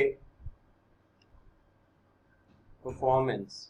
परफॉर्मेंस क्या है? परफॉर्मेंस का मतलब ये हो गया कि जब कंपनी है, आप देखिए जब भी आजकल आप कहीं काम करते हैं प्राइवेट सेक्टर वगैरह में, एक बड़ा कॉमन सा वर्ड आप सुनने में आता है बहुत बार, टारगेट्स। टारगेट अचीव नहीं हुए, टारगेट ओवर अचीव हो गए तो बोनस मिल गया वगैरह। तो हम यहाँ पे ये भी कहेंगे कि जो कंपनी है वो पार्टनरशिप, जो कंपनी है जिसने डीलरशिप दी है पार्टनरशिप को, वो कुछ टारगेट हर महीने सेट करती जाएगी और पार्टनरशिप की रिस्पॉन्सिबिलिटी है, यानी जिसने डीलरशिप लिया वो पार्टनरशिप है क्योंकि, तो उनकी रिस्पॉन्सिबिलिटी है कि वो सारे के सारे टारगेट्स को मीट आउट करें। अगर वो ये मीट आउट नहीं कर पाते तो जो उनके साथ ये कॉन्ट्रैक्ट किया जा रहा है, कौन सा कॉन्ट्रैक्ट, डीलरशिप का कॉन्ट्रैक्ट, इसको टर्मिनेट कर दिया जाएगा। तो दैट इज परफॉर्मेंस, है ना। उसके बाद मान लीजिए कोई भी डिस्प्यूट होता है, डिस्प्यूट होता है मतलब टाइम से लेके टेरिटोरियल कमीशन, एडवर्टीजमेंट, क्रेडिट, कुछ सी भी और चीज को लेके डिस्प्यूट होता है, तो कैसे रिजॉल्व होगा? याद है रिजॉल्व का तो कुछ ऐसी लाइन है जिसमें आपको बहुत सोचना नहीं है। All the dispute regarding the implementation of the terms and conditions of this contract will be governed as per the provision of the Arbitration and Conciliation Act 1996। एकदम नॉर्मल सी लाइन है, लिख देना है, कुछ सोचना नहीं है। अब जब ये आप बना रहे हैं चीजें तो डेफिनेटली आप क्या करेंगे, इसको रजिस्ट्रेशन भी कराएंगे, एक तरीके से स्टैंपिंग भी होगी। तो वो खर्चे जो हैं, या और कोई इंसिडेंटल हम इसलिए कह देते हैं कि रजिस्ट्रेशन और स्टैंपिंग तो मोटे मोटे खर्चे सामने नजर आ रहे हैं, क्या पता और कुछ छोटे मोटे खर्चे हो जो एक तरीके से इस एग्रीमेंट को एग्जीक्यूट करने में हमें करने पड़े हो। तो बाद में कोई ये ना कहे कि देखिए एक्सपेंस में तो सिर्फ यही लिखा है, 2 ही खर्चे लिखे हैं, एक रजिस्ट्रेशन लिखा है, एक स्टैंपिंग लिखी है, तो तीसरा खर्चा हम नहीं मानेंगे। तो इसलिए कह रहे हैं कि all the expenses related to registration, stamping and other incidental nature expense. Incidental मतलब जो इस काम को करने के लिए रिक्वायर्ड ही है, उनसे एस्केप नहीं किया जा सकता। हम ये कह रहे हैं बहुत सारे के सारे जो एक्सपेंसेस होंगे वो पार्टीज को इक्वली प्रोपोर्शन में बियर आउट करने होंगे। मेरी बात आपको समझ में आ रही है? मैंने क्या कहा यहाँ पे, देखिए बड़ा सिंपल सी बात मैंने यहाँ पे आपको एक तरीके से पॉइंट्स यहाँ पे आपको बताए, क्योंकि सबसे पहले हमें यही सोचना, जब एग्जामिनेशन में कोई डीड आपके सामने आए ना तो आपको यही सोचना है, पहले एक बार रफ में इसको सोचने की कोशिश करनी है कि मैं कहाँ से लिखूं। याद रखिएगा एक चीज, जैसे जैसे आगे बढ़ते जाएंगे मैं चीजें अपने आप क्लियर करता जाऊंगा, कभी भी डिस्प्यूट और ये वाली चीजें पहले नहीं आएंगी, इनकी जगह 7th 8th या आप कह दीजिए सेकंड लास्ट। अब अगर 10 पॉइंट बना रहे हैं तो 9th और 10th हो जाएगा, तो सेकंड लास्ट एंड लास्ट ही होगा। क्यों ऐसा, क्यों मैं कह रहा हूँ? मैं इसलिए ऐसा कह रहा हूँ, देखिए आप जब भी कोई काम करते हैं किसी के साथ, आप मान लीजिए एज अ कंपनी सेक्रेटरी नौकरी करने जाते हैं या एज अ परचेजर कोई सामान किसी से खरीदते हैं, ईएमआई पे खरीदते हैं, जो और कुछ भी है, क्या आप चाहते हैं जहां पे भी जो भी आप काम कर रहे हैं आप सही इंटेंशन से अगर कर रहे हैं तो क्या आप चाहेंगे वहां पे डिस्प्यूट हो? I think the answer is no. तो हम पहले चाहेंगे कि जो टर्म्स एंड कंडीशन है जिसके बेसिस पे ये अग्रीमेंट लिखा जा रहा है वो प्रायोरिटी उनको दी जाए, वो अपने आप में इतने क्लियर, इतना एक्सटेंसिव, इतना इलैबोरेट करके लिखी जाए कि डिस्प्यूट की बात ही ना आए। पर क्योंकि एक ह्यूमन नेचर है, बहुत बार अलग अलग लोग अलग अलग चीजों को अलग अलग इंटरप्रेट कर लेते हैं। आप देखते हैं न्यूज वगैरह में किसी ने कुछ थोड़ा सा बोला होता है तो बहुत बार न्यूज वालों की भी गलती होती है और बहुत बार अदरवाइज भी हो सकता है, पर एक ही बात को एक तरीके से एक्सेजरेट करके बता दिया जाता है। तो आपने कह दिया भाई किसी भी तरीके से कोई डिस्प्यूट होने की पॉसिबिलिटी रूल आउट नहीं करी जाती, डिस्प्यूट तो हो ही सकता है, होगा या नहीं, और ना हो तो अच्छा है बट हो सकता है। और अगर हो जाएगा तो फिर कोर्ट का आपको प्रोसेस पता है, आप कभी गए हो या ना गए हो, बट सुना तो है लेंदी प्रोसेस है, पैसा बहुत ज्यादा लगता है और ऑब्वियसली समय बहुत ज्यादा लगता है, एक मेंटल एग्रेनी जो है वो बहुत ज्यादा होती है। तो आपने कह दिया एक स्पीडर रेजोल्यूशन जो है वो आर्बिट्रेशन, उससे हम सॉल्व करेंगे। तो हम पूरी कोशिश करेंगे कि कोई डिस्प्यूट हो ना, बट फिर भी डिस्प्यूट रेजोल्यूशन मैकेनिज्म में है क्या ये अपनी डीड में जरूर लिखेंगे। तो ये आखिरी में आएगा, पहले कोशिश करेंगे डिस्प्यूट हो ही ना, और यही इंटेंशन है कि सबसे आखिरी में लिखने की। अगर ऊपर की बात किसी भी तरीके से अनक्लियर रह गई तो फिर डिस्प्यूट सॉल्व कैसे होगा वो हम यहाँ पे लिख रहे हैं, बट पहले फोकस रहेगा चीजों को अच्छे तरीके से समझाने में। एक्सपेंस, जब भी कोई एग्रीमेंट करा जा रहा है, जो लास्ट पॉइंट एक्सपेंस, जब भी कोई एग्रीमेंट आप किसी से कर रहे हैं, दोनों पार्टीज का, अब यहाँ पे जो कंपनी डीलरशिप दे रही है और पार्टनरशिप डीलरशिप को एक्सेप्ट कर रही है, आपको क्या लगता है पार्टीज यहाँ पे एक्सपेंस करने के लिए कॉन्ट्रैक्ट फॉर्म कर रहे हैं? The answer is no, they wanted to earn income, they wanted to grow, they wanted to earn profits, यही तो ऑब्जेक्टिव है उनका। तो पहले वो बातें बताई जाएंगी जो उनके फेवर की बात है, जो कि एक तरीके से उनको इस बिजनेस में, इस कमर्शलाइजेशन वर्ल्ड में एक तरीके से लेके आ सकें।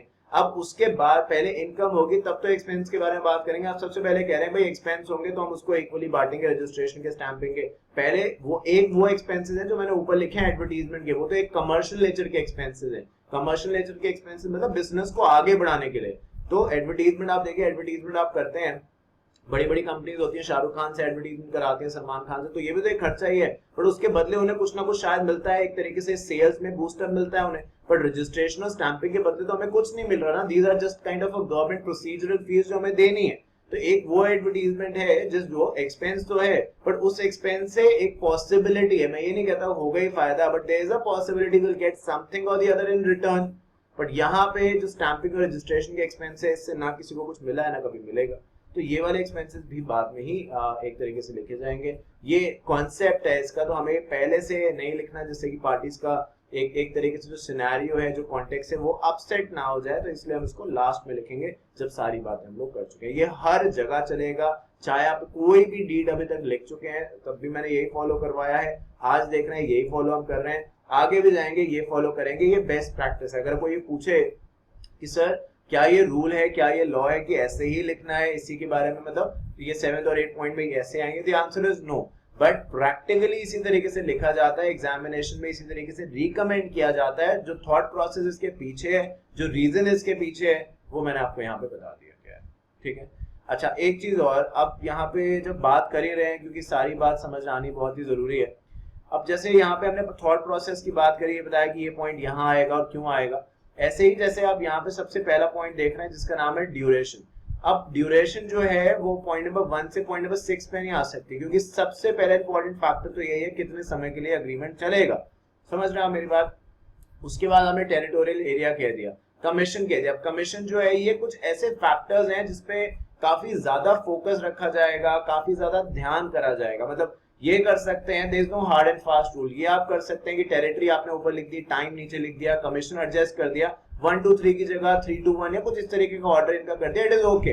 बट किसी भी तरीके से जो टाइम है वो 6 पॉइंट नहीं बन सकता। आप देखिए परफॉर्मेंस जो था, अगर याद हो आपको जो मैंने बात परफॉर्मेंस को लेके कही, वो भले हमने एक तरीके से डायरेक्टली कुछ नहीं कहा, बट परफॉर्मेंस में क्या कहा, अगर मैं दोबारा से याद दिलाऊं, परफॉर्मेंस में मैंने यही तो कहा कि एक अगर टारगेट जो है, कंपनी ने जो टारगेट दिया है अपने डीलर को, जो कि पार्टनरशिप फर्म है, अगर पार्टनरशिप फर्म वो टारगेट मीट आउट नहीं कर पाएगी तो ये जो एक तरीके से डीलरशिप है ये टर्मिनेट हो जाएगा। तो एक तरीके से हम डिस्प्यूट की बात तो कर रहे हैं, रिलेशन को स्पॉइल करने की तो बात कर रहे हैं, चीजों को डिफिकल्ट बनाने की तो बात कर रहे हैं। तो आप देखिए 6 में डिफिकल्ट बनाना स्टार्ट करा, 7th में फिर डिफिकल्ट बना दिया कह के कि अगर एक तरीके से कोई डिस्प्यूट होगा तो ऐसे सॉल्व होगा, और 8 में अलग बात करी। तो एक लाइन हमें पकड़ के चलनी है और उसी के बेसिस पे बैक टू बैक चीजें लिखनी है। कैसे ये लाइन की समझ हमें आएगी कि कहाँ पे कौन सा पॉइंट लिखना है, ये धीरे धीरे आप अपने आप ही समझेंगे, मैं आपकी हेल्प करूंगा।